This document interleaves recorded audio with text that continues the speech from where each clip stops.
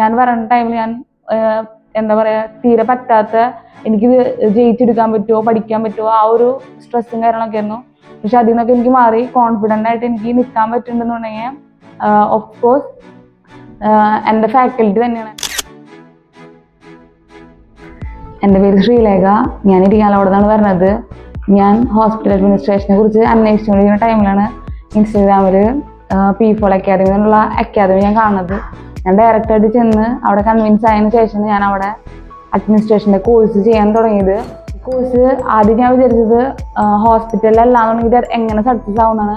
പക്ഷേ ആ ഒരു ആംബിയൻസിലായാലും നമുക്ക് തരുന്ന ഓരോ ടാസ്കുകളായാലും നമ്മുടെ ഫാക്കൽറ്റിയായാലും നമുക്ക് ഫുൾ സപ്പോർട്ടാണ്. നമുക്കൊരു ഹോസ്പിറ്റലിൽ മാനേജ് ചെയ്യുക, അതെല്ലാം നമുക്ക് ബൈ അസൈൻമെൻറ്റ്സ് ആയാലും ക്ലാസ് റൂമിലായാലും എല്ലാം നമുക്ക് ഹോസ്പിറ്റലിലെ ആംബിയൻസ് നമുക്ക് ചെയ്തിട്ടാണ് നമുക്ക് ഓരോ വർക്ക് എല്ലാം തന്ന് നമുക്ക് കറക്റ്റായിട്ട് എങ്ങനെയാണ് ഒരു ഹോസ്പിറ്റലിൽ വർക്കുകൾ നടക്കുക സെയിം ആസ് ആണ് നമുക്കിവിടെ അക്കാദമിയിൽ നമുക്ക് പറഞ്ഞു തരുന്നത്. ഇങ്ങനൊരു എക്സ്പീരിയൻസ് ആയാലും എല്ലാം കിട്ടിയത് P4 അക്കാദമി ത്രൂ ആണ്.